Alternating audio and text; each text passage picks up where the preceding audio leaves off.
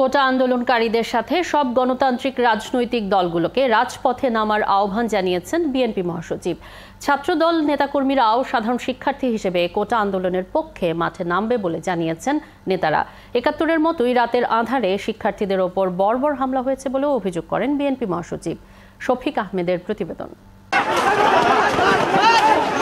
কোটা সংস্কারের দাবিতে শিক্ষার্থীদের আন্দোলনে শুধু সমর্থন নয়, এবার সরাসরি রাজপথে নামতে সকল গণতান্ত্রিক রাজনৈতিক দলগুলোকে আহ্বান জানালেন বিএনপির মহাসচিব। আমি মনে করি সমগ্র দেশের মানুষের এই আহ্বানে সাড়া দেওয়া উচিত এবং সমস্ত রাজনৈতিক দলগুলো এখানে আপনার সাড়া দেওয়া উচিত। কালকের এই বিষয়টা ছিল সম্পূর্ণভাবে যে আমার সন্তানদের উপরে অন্যায়ভাবে অযৌক্তিকভাবে তাদের উপরে আক্রমণ করা হয়েছে। সেই আক্রমণটা ভয়াবহ আক্রমণ, যে আর সময় দেওয়া যাবে না।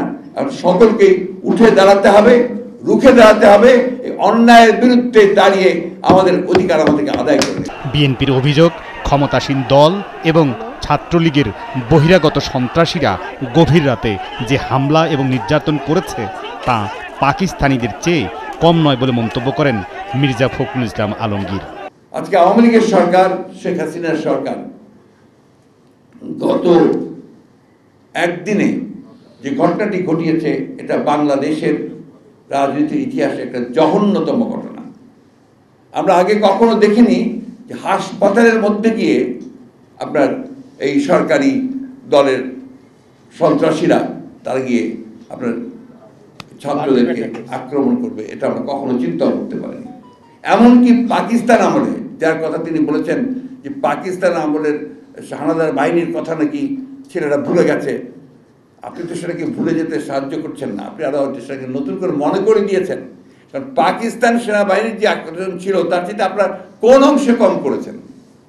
আমরা তখন ঢাকা বিশ্ববিদ্যালয়ের পড়ি, মাহবুব ভাইরা আছেন, জামাল ভাইরা আছেন, তখন ছিল NSF, আপনার আইয়ুব খানের দলের লোক, ন্যাশনাল স্টুডেন্টস ফেডারেশন। তারা এইভাবেই আমাদেরকে আক্রমণ করতো, তারা আমাদের এইভাবে আমাদের সভা বন্ধ করতো, আমাদের সমস্ত আন্দোলনকে তারা নস্যাৎ করে দেওয়ার জন্য শক্তি প্রয়োগ করতো বিভিন্নভাবে এই অস্ত্রশস্ত্র নিয়ে।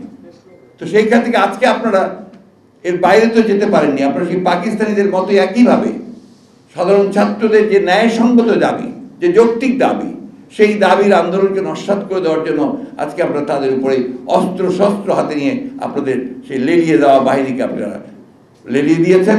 এটাই ঠিক। এই রাজাকার আর মুক্তিযোদ্ধার তকমা নিয়ে দেশ শাসন করবার চেষ্টা করেছেন, মুক্তিযুদ্ধের চেতনার নামে যে সারা দেশকে নৃশংসভাবে শোষণ দমন নিপীড়ন করবার চেষ্টা করছেন, এই ছাত্ররা তার বিরুদ্ধে জেগেছে। ওরা বলেছে আমি কে তুমি কে রাজাকার, কে বলেছে স্বৈরাচার। আজকে স্বৈরাচার রাষ্ট্রীয় ক্ষমতায়, স্বৈরাচার শব্দটি বাদ দিয়ে শুধু রাজাকার পর্যন্ত নিয়ে আসলেন, এটা তো অসম্পূর্ণ। এর আগে বিএনপির কেন্দ্রীয় কার্যালয়ে সংবাদ সম্মেলন ডেকে ছাত্রদলের নেতারা সাধারণ ছাত্র হিসেবে কোটা আন্দোলনের পক্ষে রাজপথে থাকার ঘোষণা দেন।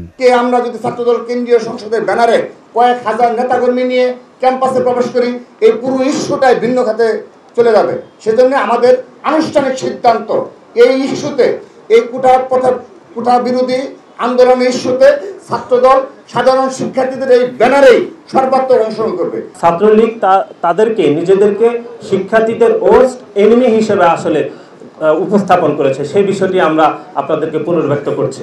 পরে কোটা আন্দোলনের প্রতি সমর্থন জানিয়ে নয়াপল্টন এলাকায় মিছিল করেছে ছাত্রদলের নেতাকর্মীরা। শফিক আহমেদ, ৭১, ঢাকা।